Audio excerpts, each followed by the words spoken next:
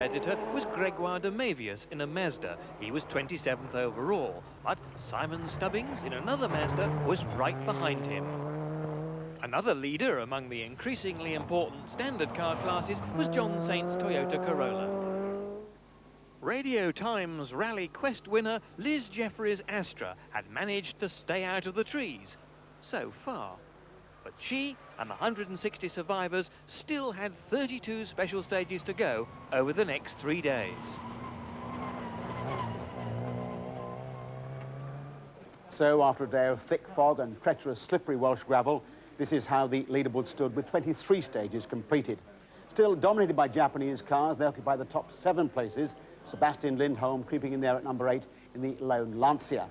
Pentti Ricola nicely poised at number 4 there in the Mitsubishi, and Carlos Sainz, the Matador, had a superb day, dicing with the leader. But there's no doubt who was the man of the day, ice-cool Kankkunen himself. So to day 3, another killer-diller day with 103 stage miles to run all the way up through the Lake District and through Kielder in the dark into Carlisle. We pick up the action in Sherwood Forest just after dawn at Clipston. Robin Hood's old territory resounded to the roar of the rally leaders. Now in 6th place, Timo Salonen in the Mazda was in pursuit of a trio of Salikas and a brace of Gallants. The top non-factory team runner in 7th place, Michael Sundström, was also in a Mazda, but he needed a new gearbox. He drove on, hoping it would last until his service crew could fit a new one. Even though competitors spend every night in bed these days, many were complaining that they were still short of sleep. Mark Lovell would soon be wisely handing over the Sierra for the long motorway haul to the lakes to co-driver Ronan Morgan. 4th Brits in 15th place. Grizzly Grisdale has a special place in rallying folklore, and this year was no exception. It didn't affect Kankkunen's leadership, but many crews emerged the worse for wear and decidedly battered. Carlos Sainz held on behind the Finn, never more than a few seconds slower, and having a sensational drive. Ari Vatanen had been going well until this seemingly innocent left-hander.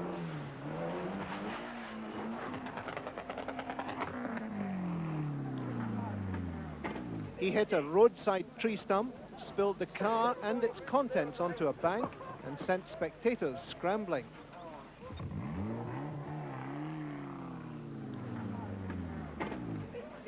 Mitsubishi management called it a quick roll. Vatanen was back on his wheels and with his enthusiasm, if not his car intact, was on his way again. Spectators recovered maps and service documents and delivered them to him at Carlisle.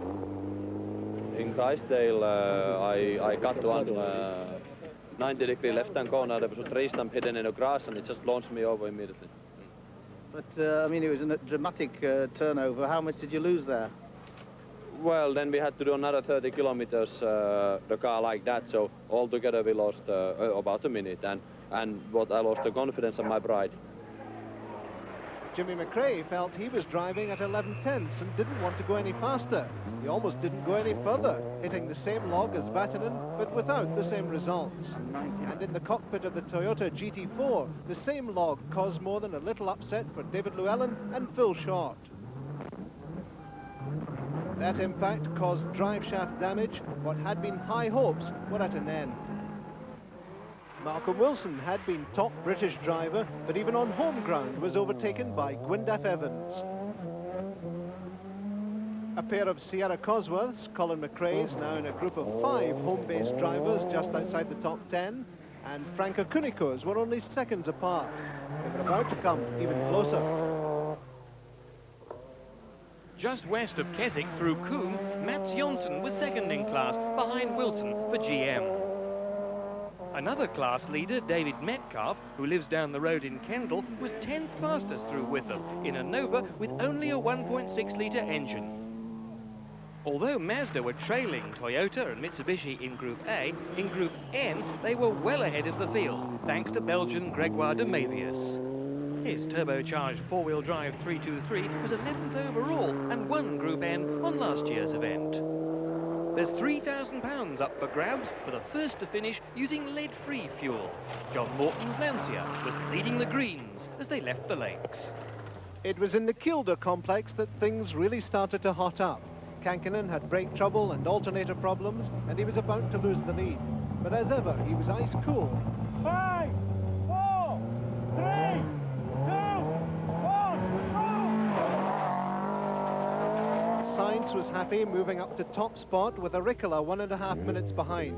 Kankinen had slipped to third. Then drama in the Brumilin stage. Kuniko crashed, and as he tried to restart with the help of spectators, there was a collision with Colin McRae's car. As a result, both Cosworths retired. Kielder had lived up to its reputation. So after a day of real drama, in which at least 10 cars had either rolled or gone off into the timber, and over 40 had fallen by the wayside for one reason or another, the rally had a new leader, Carlos Sainz of Spain, closely followed by Pentti Auricola, who's driven like a dingbat all day in his Mitsubishi Galant, neither of whom had ever before won a World Championship event. Kankinen now in third place, but 2 minutes adrift, and therefore under real pressure.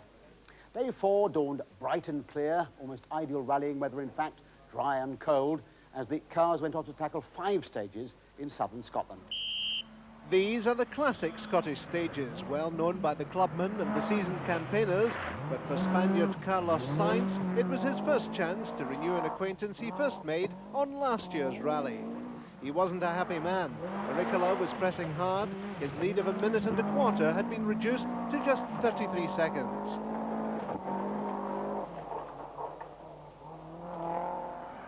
In the four-wheel drive, four-wheel steering Mitsubishi, Pentti Auricola was on the attack. He set fastest times on each of the 5 Scottish stages. He had the advantage of having covered these same stages with pace notes in June on the Scottish rally. It was very much foreign territory for Juha Kankinen. Like Sainz, he hadn't been here since last year. He was disturbed by the long straights and blind brows, particularly difficult, he said, and you had no idea where the road went. Things just hadn't gone his way since he crossed the border.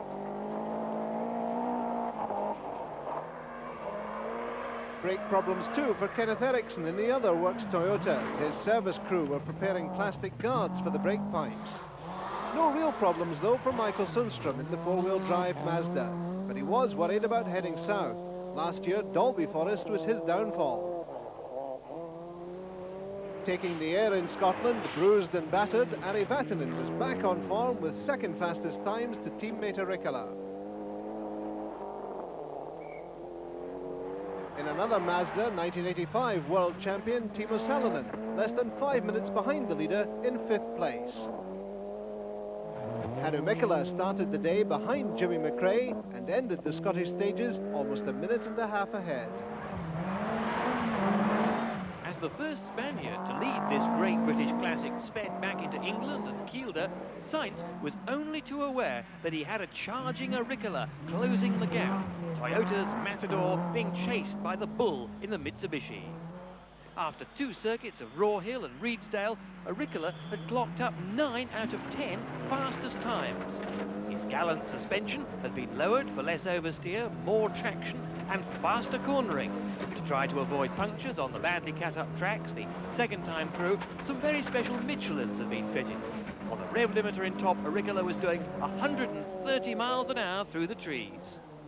Malcolm Wilson and his Vauxhall were winning 3 important rallies within the rally. He was driving the first car with only 2-wheel drive. His was the first British car on the leaderboard, and at 11th overall, he was the leading British driver. Followed 2 minutes later by Gwyndaf Evans, the leading Ford driver. And that was in spite of a total of 4 punctures and a bent suspension arm as the 4th day drew to a close. Jimmy McRae's Ford Sierra needed a new drive shaft, a change of differential and 2 new wheels to get through Kielder. While Mark Lovell lost 15th place on the final stage of the day when he misjudged a left-hander and shot up a fire brake. He escaped, but it cost him 8.5 minutes. What a fantastic day, what a good drive. Oh yes, it has been a very not much pressure because it's not compulsory to do this business, but it's fantastic to drive a rally car like this one, and so it has been a very enjoyable day. And I needn't ask, what are the tactics for tomorrow? No, I didn't come here to lose. Well, there's the gauntlet well and truly thrown down.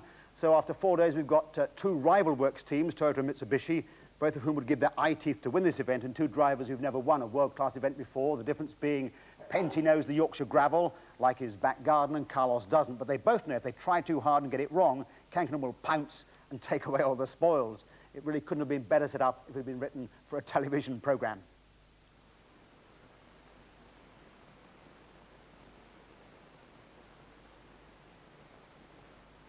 As the 1989 winner. On the early close stages, Sainz knew he had everything to do to hold on to his 31-second advantage. He then set fastest times on the first two stages of the day. His nearest rival, Agricola, after his sparkling performance yesterday, had problems with his lights at the worst possible time, and he lost precious seconds to the Spaniard.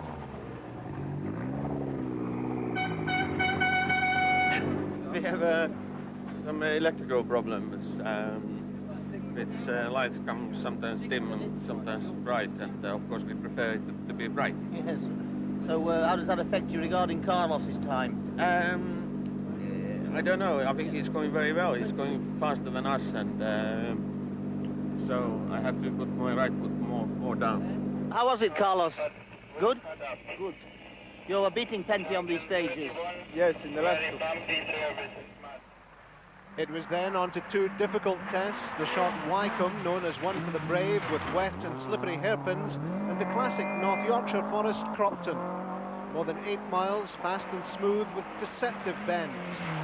Both Agricola and Sainz were giving everything, jockeying for position, and everything was at stake.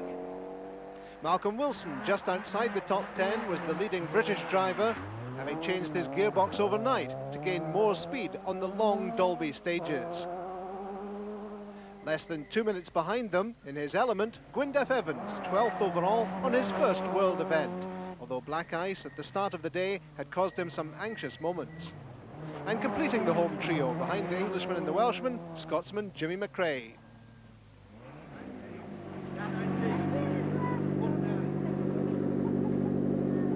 How did that go, Penty? Oh, that was fantastic. I think we were flying there, but I'm afraid that that Spanish guy can also fly. And Spanish fly. well, yes, I think I prefer thin air. What is the difference in time between you and Colin? I don't know, because we're the first car on the road, but it looks like this rally is a little bit too short for us. It was okay, 6 seconds slower than Penty. 6 seconds lower. 35 stage miles to go now. This morning we had a drive shaft break in the long Dalby, which didn't cost us a lot of time. It was near the end, and it just seems to be we managed to get up a bit, then drop back. So we'll just try and finish now.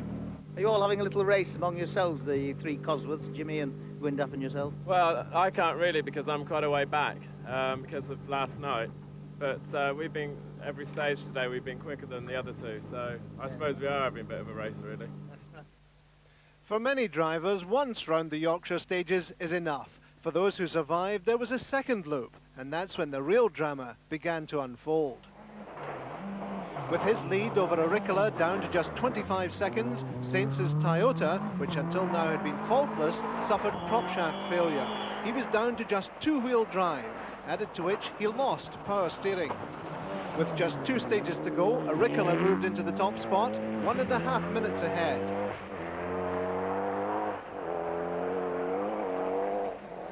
In the cockpit of the Galant, he had difficulty containing himself. He was on course for his first World Championship win in almost a quarter of a century of rallying, and 13 attempts at the Lombard RAC. All that stood in his way was a steady drive over the remaining 9 miles of stages.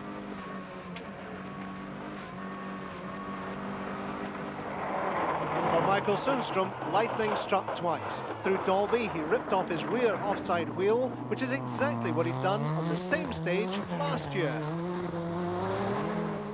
And last-minute drama for Per Eklund in the Lancia when the gearbox failed on the penultimate stage. But with the help of enthusiastic spectators, he made it to service and a new one was fitted. But it was all in vain. He was excluded for being over the time limit on the road section. Consolation though for Malcolm Wilson, his demise put him into the top 10 as Britain's highest placed driver. Those who did come away with awards for their driving included Vauxhall's Louise Aiken-Walker and Ellen Morgan. Having failed to finish the last 2 years, this time they were 18th. And winning another ladies' prize, Louise is still the world's fastest female rally driver.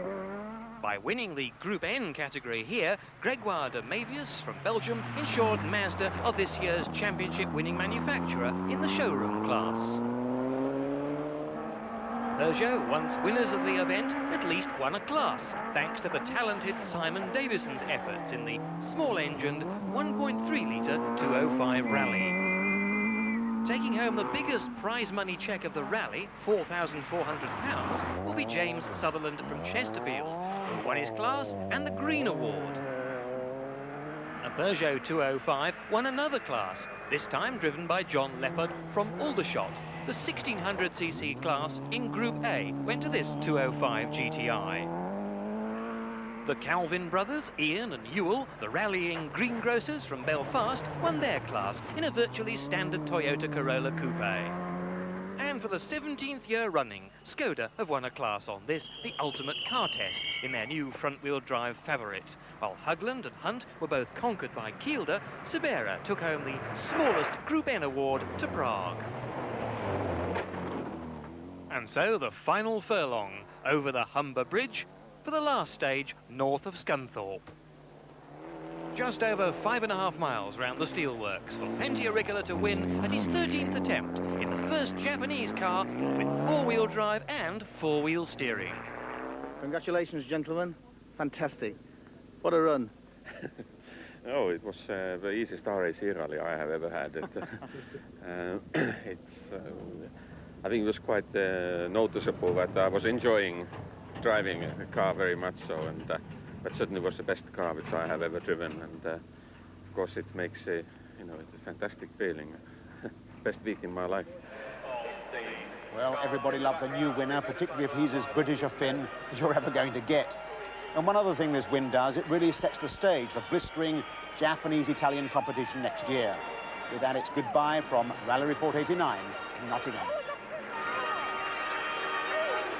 Ladies and gentlemen, Pentia Ricola and his co-driver Ronan McNamee, the winners of the 1989 Lombard RAC Rally.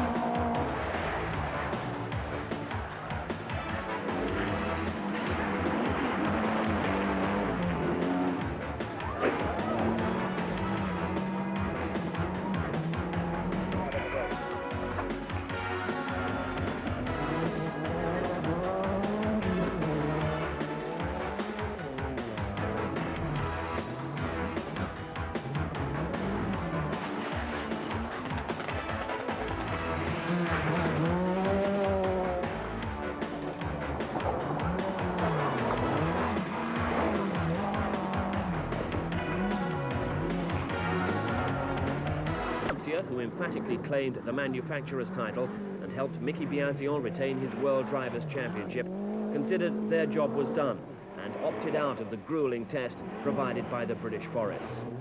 But world-class manufacturers and drivers of proven class remain, and they would be introduced to crowds of over 100,000 in Sunday's spectator stages. Lancia's absence certainly seemed to leave the way clear for Japanese success, with Toyota having the strongest chance. British champion David Llewellyn was the big British hope. Sweden's Kenneth Eriksson and Spain's Carlos Sainz were drivers of great ability. But there were few people betting against Juha Kankkunen, the former world champion and a proven winner on the Lombard RAC.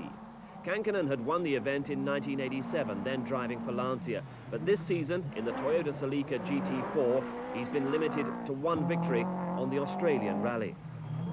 But on the stately homes and the race circuits of the opening day of the RAC, a Toyota was the car to have, and Kankkunen was right on the pace. He'd gone off on the first corner of the first stage, but he was in the lead by stage 3 and stayed there through Donington Park and Silverstone. He had a 5-second lead at the end of the opening day. This is Spain's Carlos Sainz, certainly tipped as a world champion of the future, and this year he came very close to victory in Finland's Thousand Lakes Rally, the world championship event that's closely related to the demands of the RAC.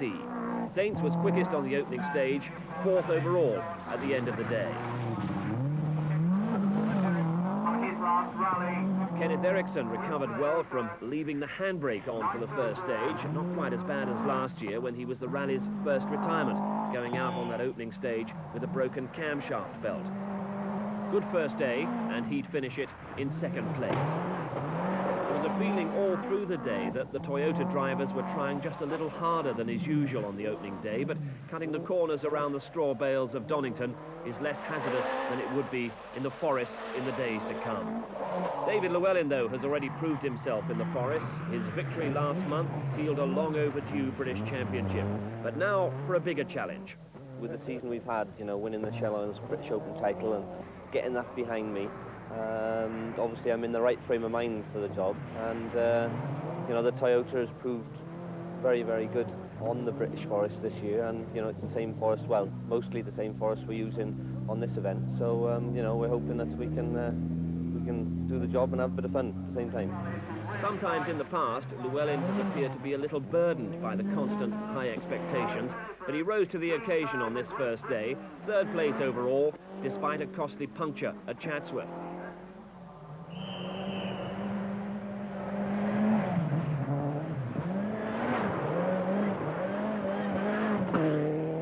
And just look at this for confident car control around the twisting layout at Silverstone.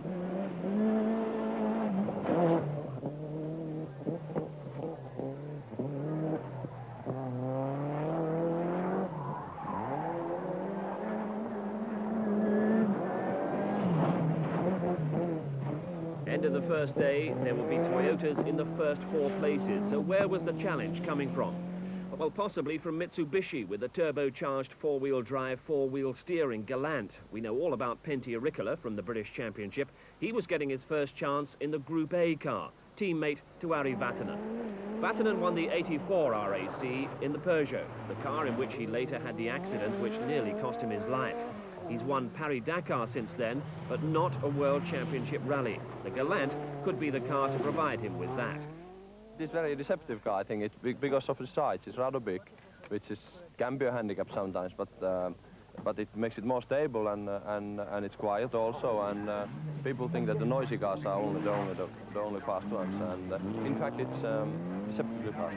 By Vatanen's own admission, he wasn't on his best form on the opening day. There were electrical problems which left him short of power. He was also quick to admit that the driver wasn't firing on all cylinders either. In car with Vatanen and co-driver Bruno Berglund.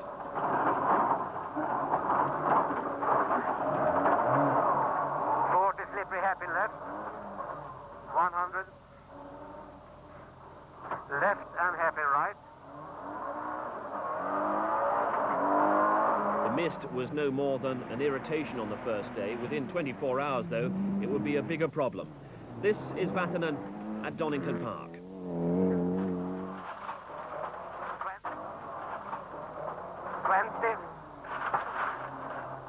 Okay, right, maybe. And double caution left of a brow. Into narrow. 8. End of the opening stages, Vatanen was no better than 8th, ragged but entertaining. Pentti Ricola had been given his one-off Group A drive by Mitsubishi as acknowledgement of his fine performance in gaining the Group N title for the manufacturer on the British Championship. He declared himself genuinely excited by the greater power and performance. He's an experienced driver, but with little World Championship involvement outside this event in recent years. He finished 4th in a privately entered Lancia last year, and if he can get to grips with the Galant, he could be a genuine contender. But a Ricola would be 5th at the end of the day.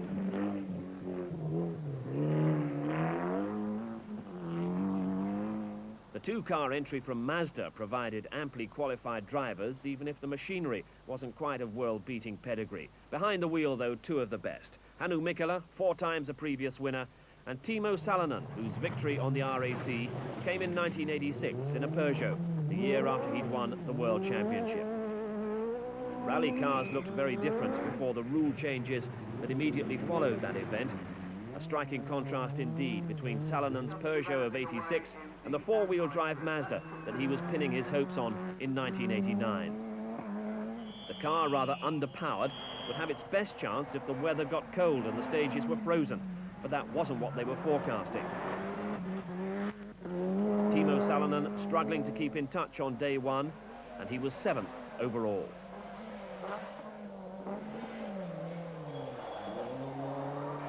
And Salinen's Mazda teammate, Hannu Mikkola, the last of his 4 RAC victories was in the Audi Quattro in 1982. No one has bettered his record on the event. And one thing in Mikkola's favour for the RAC, he was reunited with his longtime co-driver Arne Hertz, the man who'd sat alongside him through all his successes on the event. It looks a stiff task for Mikkola, but remember last year when he was leading into the final morning only to make a mistake when blinded by the sun and he went out of the event. Mikkola definitely a man who could get into a winning position. At end of day one, he was 10th.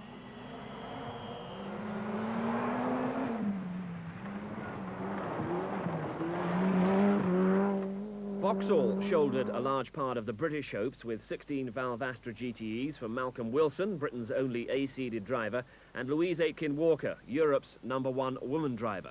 And they also had the potential for springing a surprise with one of the most astonishing cars of the year, the Nova GTE. On the Isle of Man, in the hands of Dave Metcalf, it came in 4th overall, a car that could maybe achieve something more than just a class win. But the Astras would be the front runners. Wilson, usually the quickest of the Vauxhall drivers, but not by much. His ambition would be a decent top 10 placing and honours in the front-wheel drive contest, in particular against the old rivals Peugeot. Louise Aitken-Walker has had some wretched luck on the RAC in recent years, so a decent finish, her simple ambition, and the team got the drama-free opening day that they wanted. Other British hopes were mainly driving Fords. The McRae family were united under the RED team banner. Jimmy McRae, immensely experienced on the event, but fully aware of the rear-wheel drive car's unsuitability for what was to come. His son Colin enjoyed matching his father's times on the opening day. Colin is quick but unpredictable, not the ideal combination for the RAC. Russell Brooks has so often been Britain's top finisher on the event, and his British Championship performances this season show he's still a driver to be reckoned with. His teammate in the Mike Little prepared cars is Mark Lovell. The McRaes, Brooks and Lovell, as well as other Ford drivers like Gwyndaf Evans, were all outside the top 10 after the opening day. The Lanciers that were to be seen in the field were privately entered. There was one for the RAC regular Per Eklund, who was 9th. That put him ahead of Argentina's Jorge Recalde. But Audi's Armin Schwartz would go out after a road accident. Peugeot's Hakan Eriksson, another first-day casualty. On what had been a rather strung-out, frustrating opening day, 35 kilometres of stage miles, but as far apart as Chatsworth and Silverstone, Donington and Blenheim. But to come with the Welsh Forests, Scotland, the Lake District, and the likes of Kielder, Ewer County history lost a total of 1.5 minutes and dropped down the order to 15th. The privately entered Lanciers filled the 2 places behind Salonen. In 7th was Michael Sundström, and in 8th, Sebastian Lindholm. Then came the Mazda of Ingvar Carlsson and the Lancia of Per Eklund. For a while, Russell Brooks had been the leading British runner, but by the end of the day, that position was taken by 11th placed Malcolm Wilson in the front-wheel drive Astra, underlining the fact that this wasn't a Ford Cosworth event. But the Cosworths battled on, carrying much of the British interest. Jimmy McRae was going safely, but behind him his son Colin McRae, young, exuberant, always prone to a mistake, and he made a big one in Dolgethley, sliding into a ditch, and he left the car in a very sorry state. Russell Brooks, as we said, was leading the British runners, getting up into 9th place, but he was to become the first major British retirement. Brooks, taking part in his 22nd RAC rally, went out of the event after 14 stages. The secondary stage, either a piston broke or the turbo broke, we're not quite sure which, but we lost all the oil in the space of 2 or 3 miles, and then obviously the bearings went, so although the car was still drivable, it wasn't going to go very much further. And that came after the biggest British disappointment of the second day, David Llewellyn. Basically the turbocharger blew and an oil pipe ruptured and all the oil came out of the engine, and I had to fix it, and we lost 17 minutes. That's it basically. Most of the oil had pumped out of the engine, so there was very little oil pressure, and we just had to tickle through 10 miles, and it was painfully slow, like 5 miles an hour, and we lost all that time and all the chance of the win, really. Kankkunen led at the end of a hard day, his biggest concern anticipating the problems. Look at the extra light, it's still, you know, there. Day 3 to Carlisle via the faster stages of the Lake District. Crowds continuing to find even the deepest recesses of the forest.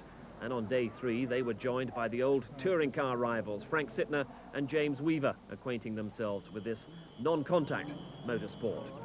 But for Kankkunen, it would be a tough day. He'd suffer a loss of brakes and an alternator problem, and would come under increasing pressure from his charging teammate, Carlos Sainz.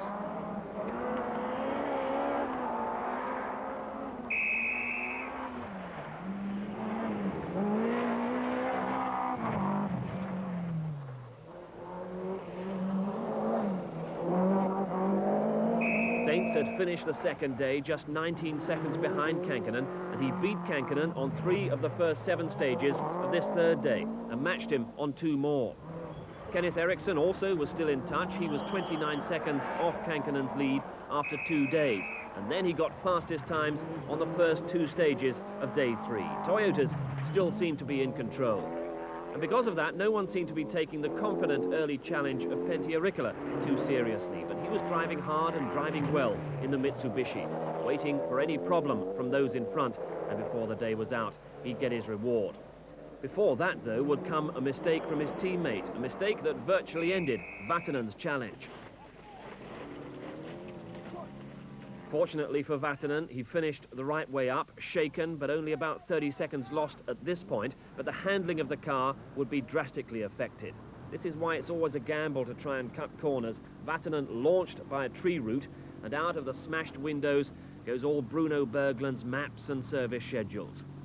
But rally spectators are a generous lot, and while Vatanen got on his way, they collected up all the paperwork and returned it to the crew that evening in Carlisle. But the Mitsubishi Galant was now very second-hand. He was losing more time with the obvious handling problems and had dropped behind Salonen and Sundström. David Llewellyn still in the rally, but 34th. He comes to the same corner that Vatanen got so wrong. And he makes the same mistake. Saves it from the roll, but the drive shaft is broken, the chassis bent. Llewellyn is out. Very soon the brake problems would catch up with Kankkunen. Sainz would lead, and Riikola here would go second.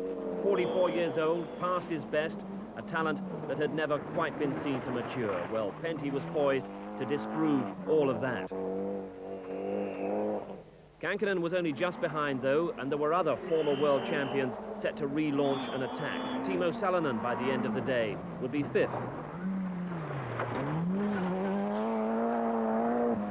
But Sebastian Lindholm, placed 8th after day 2, wouldn't make it to day 4. As evening fell, he went off, becoming a victim of Kielder. Thus, by the end of day 3, Per Eklund would be the top-running Lancia privateer, lying 8th. Eklund, with his aggressive, committed style, he's been rallying for 25 years, was 4th on the RAC in 1985, and always a popular visitor to the British forests. One of the star drivers and star cars of the day was Malcolm Wilson in the 16-valve Astra GTE. Definitely the right conditions for the front-wheel drive Astra. Wilson would be 10th at the end of a day in which he was consistently matching the pace of the more powerful entrants around him. The British Ford drivers in Wilson's wake, Jimmy McRae, 38 seconds back at the end of the day. And in 13th place, behind Hannu Mikkola, Gwyndaf Evans. And through Drysdale, Evans commented that he'd never driven such a challenging stage, nor had he driven in front of such large and enthusiastic crowds. Crowds enjoy seeing spectacular attacking driving. Mark Lovell usually provides that, but he was back in 16th. And Lovell's missing rear window was an illustration of a quite adventurous day.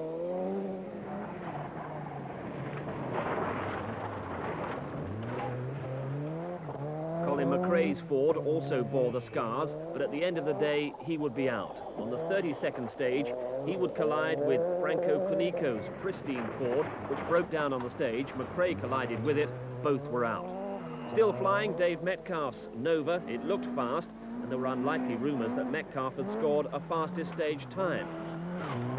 Everybody keeps saying that we've got the fastest on that one, but I think we'll have to wait till that's confirmed more than anything. I think we have the class lead quite comfortably, but we're just trying to get a good overall position more than anything. So we're just going hard all the time, just to keep everybody who's behind us, who's trying to make advances on the little Nova behind. The day would merge into the night in Kielder Forest, where Toyota's confidence was shaken by the loss of Kankanen's lead and the growing pressure of Auricola on Saints. It was clear that a Japanese manufacturer was going to win the Lombard RAC for the first time, but it wasn't clear where this valuable prize was going to go, Mitsubishi or Toyota.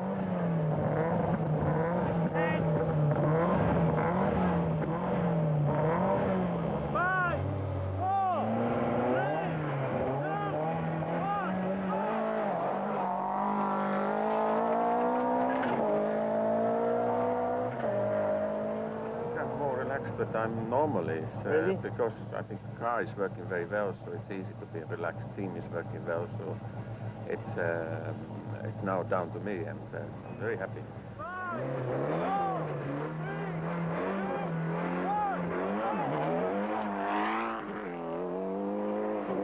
Those were the front runners, but the battered Vatanen couldn't expect any sympathy from an old rival like Timo Salonen. He asked what happened, how car is so bad looking.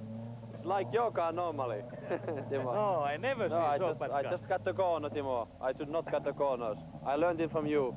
And there was a tree stump in the grass. I think so. Back to driving school, I think so. Seriously, Harry, what happened this No, morning? exactly. I just cut the corner on the first Chrysler. Not much, but there was a tree stump in the grass, and it just launched it over immediately. Front wheel was bent, but that's all. They're all aligned now. The car might have been back in shape, but Ari was struggling to remount his challenge. In Kielder, the view from the Mitsubishi was unclear, but the confusion was obvious.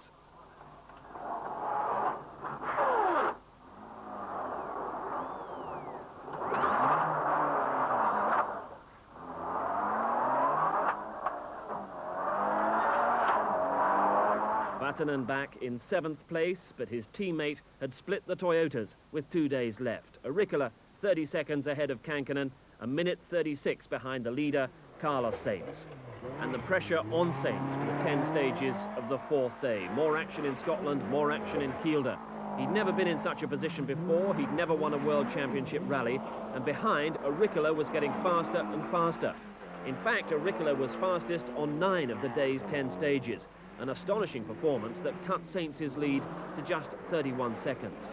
Toyota had hoped that behind him Kankanen could put on the pressure, but he went off as soon as he tried to attack. So when the day finished, Sainz was still ahead, but Toyota spirits were gloomy. They couldn't see a way of fending off the charging Auricola, and Sainz certainly wasn't wearing the expression of a man poised for a famous victory. By contrast, the rally art mechanics around the Mitsubishi were buzzing, and their man was confident for the final day. It shouldn't be any problem tomorrow unless Toyota finds something special. Our car is working very well, and I know some of the Yorkshire stages quite well, and I don't think Carlos knows them so well, so it should be okay. So the last act in the Yorkshire Forest. Sainz desperately defending his 31-second lead, and Toyota had drafted in Phil Short, David Llewellyn's co-driver, to help with maps and try and give Sainz every chance on this decisive day. But Auricola maintained the attack, and the gap was down to 22 seconds. A battle to the end in front of huge crowds, considering that many of these forest spectators have to walk 2 or 3 miles from the nearest car parking. And they witnessed a heartbreaking finale for Sainz, a triumphant one for Auricola. 2 stages left, and Sainz would be in tears after a drive shaft failure left him limping out of the stage. Ironically, it was a new drive shaft fitted earlier in the day as a precaution against failure. So the first victory on a World Championship rally wasn't going to go to the young charger from Spain, but the workmanlike Finn from Henley. Pentti Ricola calm and controlled, knowing victory was his. Another casualty of these closing stages will be Per Eklund, out from 8th place after gearbox failure in the Lancia Delta. One final spectator stage for Ricola on the British Steel complex at Humberside, including a water splash to be treated with caution. In recent weeks, we've seen Pentti perhaps struggling to adapt to new machinery in the Mobile One Rally Challenge, the Toyota included. But one opportunity in the Group A Mitsubishi has been grasped in famous style. Pentti Ricola and co-driver Ronan McNamee. Others now, with little to lose, could attack the water splash more directly. Carlos Sainz having to settle for second, but it won't be long before we see the man who was once set for a soccer career with Real Madrid claiming a World Rally Championship victory.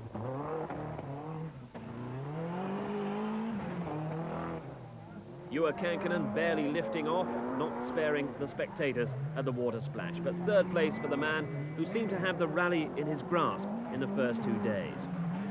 And fourth place here for Kenneth Eriksson. And Ari Vatanen, many people's favourite for victory if the Toyotas failed, but he'd had his adventures and no one was happier than Ari to see victory go to an old rival and near neighbour in Berkshire, Pentti Ricola. Driver's eye view of the water splash there, and a driver's eye view of the subsequent problems the water splash can provide. Left and jump. Most spectacular on this final fling for the drivers, Timo Salonen. He came 6th behind Vatanen and Eriksson. Disappointing event for Mazda, but a mightily frustrating one for Toyota, who've led for 52 of the 55 stages. Mazda's in the next 3 places. This was Michael Sundström in 7th, and he was followed by Ingvar Carlsson in 8th and Hannu Mikkola in 9th. The scene, a motorway service station on the M1 before the final run into Nottingham. 44-year-old Pentti Ricola trying to come to grips with his first World Championship success. Carlos Sainz trying to come to terms with a victory that slipped away.